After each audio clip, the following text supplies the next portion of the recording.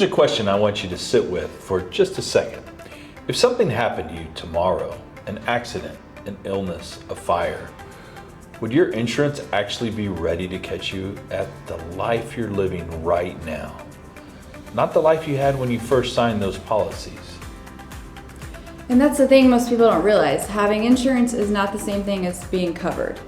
Life moves, your income goes up, your home appreciates, your family changes, and your policies just sit there frozen in time. Today we're talking about how to close that gap. Most people update everything when life changes. Their address, their budget, their investment strategy, but the coverage protecting all of it, that tends to get left behind. A policy you set up when you're 32 and renting looks very different from the life you're living at 45 with a family, a home, and a growing income. And there are 3 areas where we see this gap show up most often. That's life insurance, disability coverage, and property and liability protection. Most of you listening already have all 3 in some form. The question is whether they still fit your personal situation. So let's walk through each one. Life insurance is designed to replace your income and protect the people who depend on you financially. Simple enough, but here's the question. Has your income grown significantly since you bought that policy? If your earnings have gone up and your coverage hasn't, you really have a gap.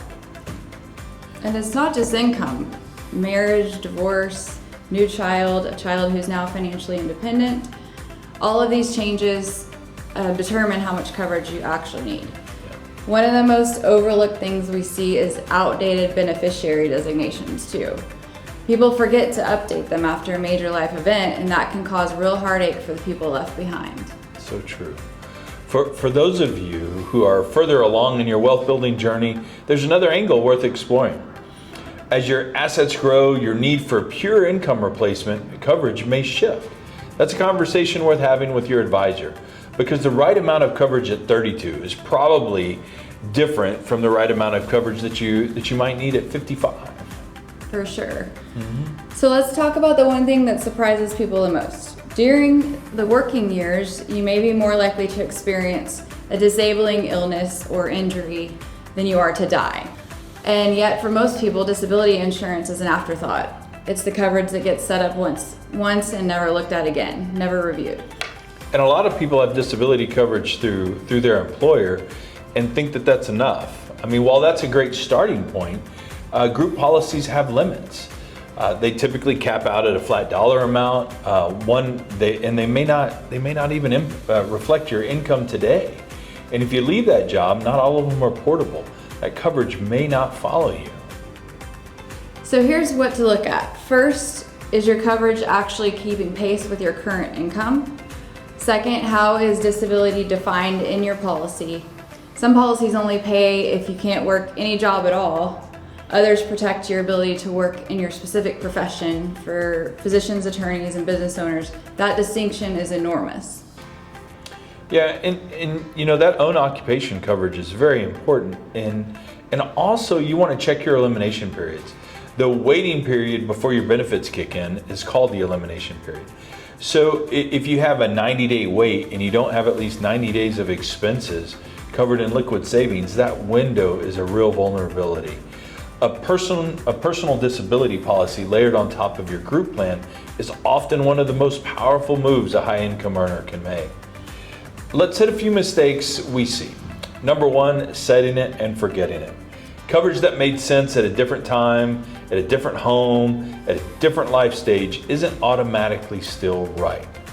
A quick annual review can catch those gaps before they matter. Number 2, relying only on what your employer provides. Group life and group disability are a foundation, not a complete strategy. And they're often not portable, they're capped, and they may not reflect how you've grown up professionally. So here's our takeaways for today. Having insurance isn't the same as being covered. The goal is coverage that reflects who you are right now. Your income, your assets, your family, your life. If you've changed any of those things and your policies haven't, it's time to take a look.